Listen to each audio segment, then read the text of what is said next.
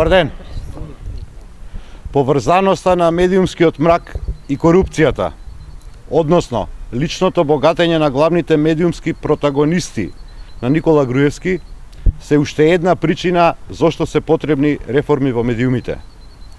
Јавноста знае дека Драган Павлович Латас, куќниот пријател на Никола Груевски и одговорен уредник на Сител телевизија, е управител и собственик на неколку фирми преку кои што се вртат илјадници евра.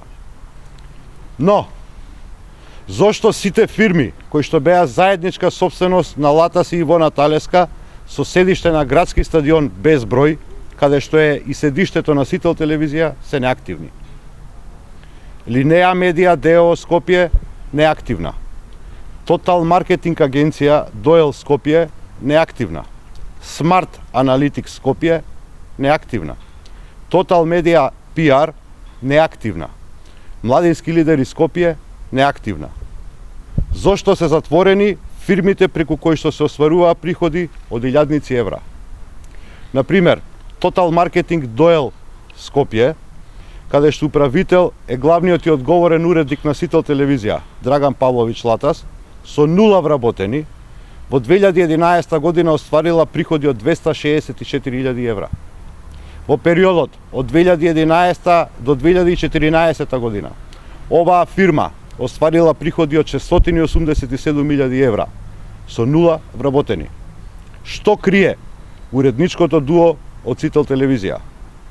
Дали противењето на некои медиуми по секоја цена да не се спроведат реформи во медиумската сфера не е ништо друго, освен штитење на бизнис интересите и личното богатство на главните уредници, протагонисти на Никола Груевски. Благодарам, повелете со прашање. За Уставниот суд негова реакција или не? Ми беше вчера. Одлуката на Уставниот суд всушност е потврда на ВМРО-ДПМН дека ги крадело изборите во изминатиот период. ВМРО-ДПМН е единствената политичка структура во Република Македонија која што има политички интерес да биде донесена одлука за амнестија на изборниот криминал. Со самото тоа што Никола Груевски управува со дел од уставните судии во Уставниот суд во Република Македонија, истиот потврди дека ги крадел изборите во изминатиот период. ДИК не успеа да си ја заврши работата, не успеа да заврши собствената проверка, односно дојде до податоци кои очигледно се фрапантни, неколку стотици илјади несовпаѓања има. На што се должи?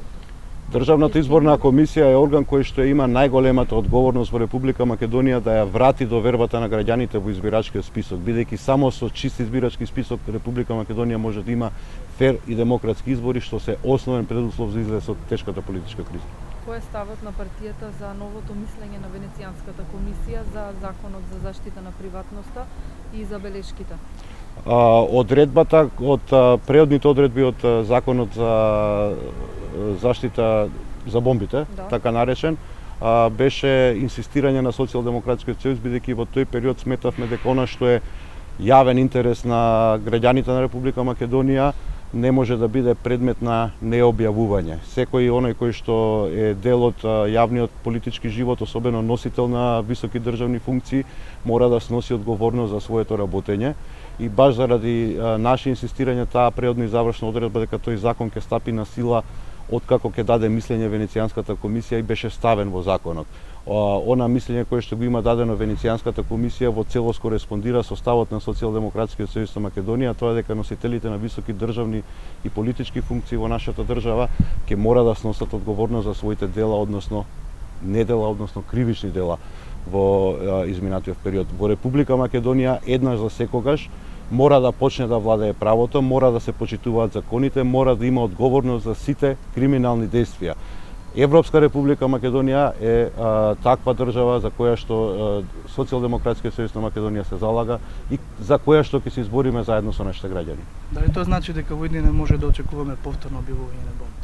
Како дел од политичкиот договор од Пржино е да не се објавуваат понатаму бомбите, и знаете дека ние веќе немаме таков тип на материјали, бидејќи сите се предадени во специјалното јавно обвинителство. Меѓутоа, тоа е сериозен индикатор дека секој кој што поседува сознанија за евентуални кривични или недозволени дела на носители на високи државни функции, ќе може да ги објавува. Германската амбасадорка денеска рече дека никој не знае дали ќе има избори на 5 јуни. Знаете ли вие? Ние цело време инсистираме дека на Република Македонија и се потребни фер и демократски избори. Фер и демократски избори можеме да имаме само ако биде спроведена реформа во медиумската сфера и ако биде прочистен избирачки список. Воколку тие услови се исполнат во најскор временски рок, не е проблем да се оди на избори. А преговарате ли за медиумите? ВМРО ДПМН е единствената политичка партија која што не го прифати решението кое што беше понудено на маса од страна на Европската комисија, а воколку ВМРО ДПМН денеска го прифати тоа барање, преговори за медиумите нема потреба да има, бидејќи само се они тие кои што се противат на реформите.